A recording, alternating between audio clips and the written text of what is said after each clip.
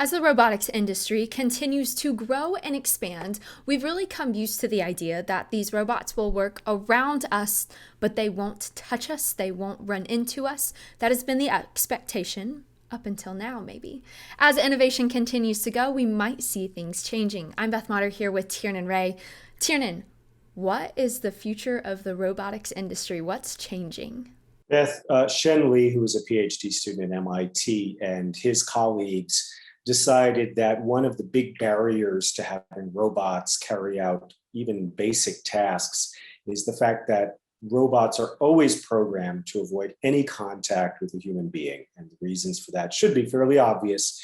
These are pieces of industrial equipment, and you don't want them to collide in any way with a human. However, Li and colleagues reinterpreted this mandate. They said, what if there's some contact, but it's what they call provably safe? So what they did is they took the tools that exist for planning a robot's motion and for controlling it at every moment. And they said, what if we give that robot some knowledge of the physics of interaction?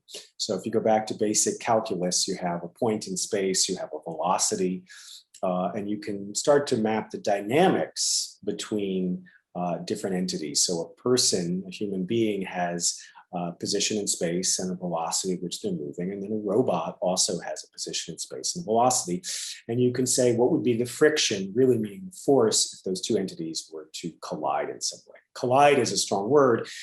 What the authors were going after is if a robot butler is putting a coat on a human being, it should be the case that in the course of doing that, if a robot gently brushes the shoulders of a human being, that's not impermissible. That should be permissible as long as it's going to be a degree of force and a degree of velocity in the contact between the robot hand and the shoulders of the human that is not harmful.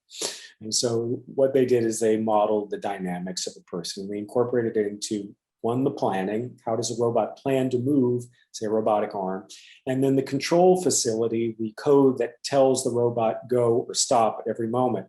So we give it this component of dynamics, and then we see, can we get this robot to move in a way that should there be some interaction, we can be pretty sure in a probabilistic sense that the touch between the robot and the human will be safe. Yeah, and if you think about someone doing that movement, the putting on the coat, the taking off the coat, if someone accidentally brushed your shoulder doing that, it's not something you would panic about.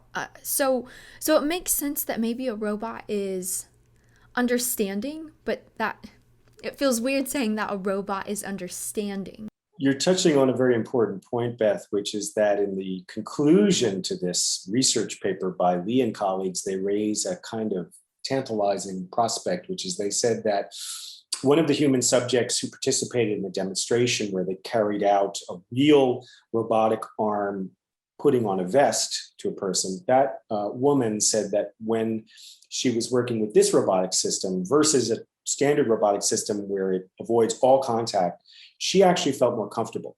So something in the human psychology about a robot that is able to not be quite so tentative, that is able to be perhaps a little bit more, shall we say, naturalistic in freedom of degrees of movement, feels somehow less uncertain, less risky in a way to the human being. And so they hypothesize that if you can develop these kinds of safe interactions, it may actually make the human being feel more at ease with this robotic system versus something that constantly seems to back away, stop, halt, back off, whenever there's the slightest indication of contact. Yeah, making a robot feel like less of a robot. Like, those sudden movements, I could see easing those up.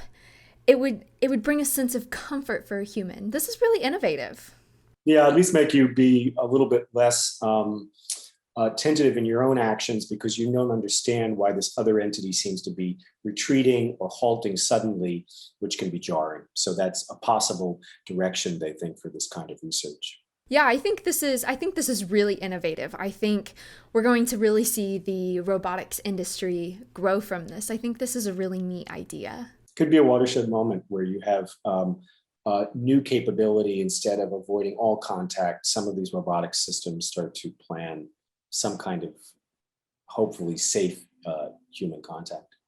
Okay, Tiernan, this was interesting, and I think it's going to be really interesting to see what the future of robots look like if they can just gently graze you or brush against you, almost as if, just like people do in your everyday commute, but maybe not right now with the COVID-19 pandemic starting to slightly ease up.